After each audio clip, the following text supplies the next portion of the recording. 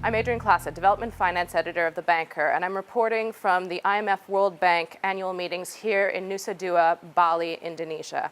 And I'm here with Ngozi Okonjo-Iweala, former Managing Director of the World Bank and Nigerian Finance Minister and the Board Chair at GAVI. Doctor, thank you so much for speaking to me today. Thank you, Adrienne. So one of the big themes that's emerged in the course of the meetings is the turmoil that's been striking a lot of economies throughout emerging markets. We heard Christine Lagarde, Managing Director of the IMF, calling on emerging markets to use all tools in their capacity to foil capital outflows that are resulting from rising Fed rates. Looking at West Africa and Nigeria in particular, do you feel that they have developed the kinds of capital buffers that will allow them to do this? What kind of tools do they have in their arsenal? Well, let me say that many emerging markets, as was said, are feeling the volatility of what is happening with U.S. interest rates. The issue with West Africa and with Nigeria, as you said, is the issue of buffers. And of course, we know that with commodity and natural resource-rich countries, it's good to build up buffers in good times when prices are high, in order to hedge you when prices drop or when volatility inserts itself into the market. And I think we've struggled with that in many of our countries in the past, building up enough buffers, fiscal buffers, in order for us to be able to manage. So I hope that the lessons learned from what is happening is indeed to work on building up these buffers. What kind of tools do you think they currently have in their arsenal, though, to Ms. Lagarde's call?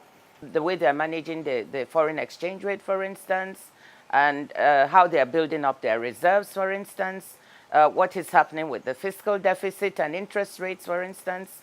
I think those are the tools that they need to look at and make sure that they are using these tools in a flexible manner so that they're able to continue to try to attract and keep capital within their economies and guard against excessive outflow. Of course, what many of these countries are looking for is really more foreign direct investment and trying to avoid the kind of inflows that are so volatile and move at a moment's notice.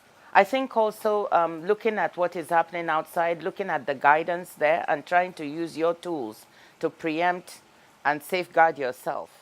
I think that's also very important. So we're here in Indonesia, which has recently, in the past few months, experienced 3 major natural disasters. We've also had the UN issue a rather alarming report on the imminent impacts of climate change, which could arrive as soon as 2040.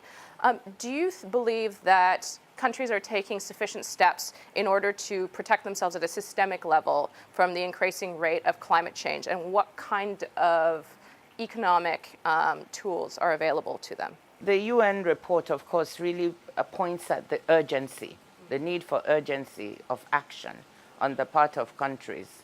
If we don't act now, we'll have to live with the consequences of the decisions we're making.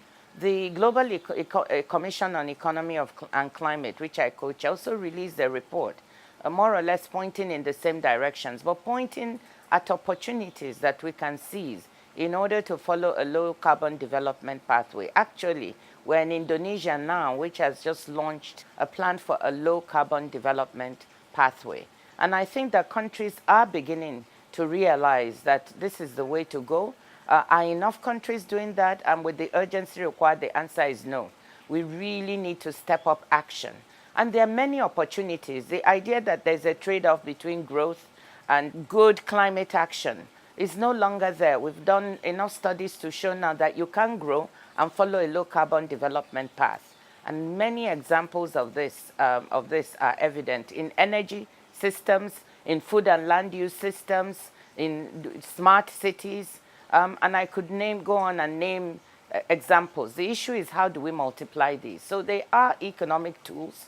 We've shown that there are $26 trillion worth of opportunities out there for countries that choose to follow these pathways. So my charge is countries need to follow Indonesia's example, integrate this into your planning process, multiply examples of renewables. The price of renewables, for instance, in energy systems is now very competitive. So the move away from fossil fuels and the transition should be made a little easier because the prices are becoming right and becoming competitive. Carbon pricing. carbon taxes. These are some of the economic tools that countries can deploy to help them to move into a low carbon development pathway. So there are examples we can multiply. Dr. Ngozi, thank you so much for speaking to me. Thank you.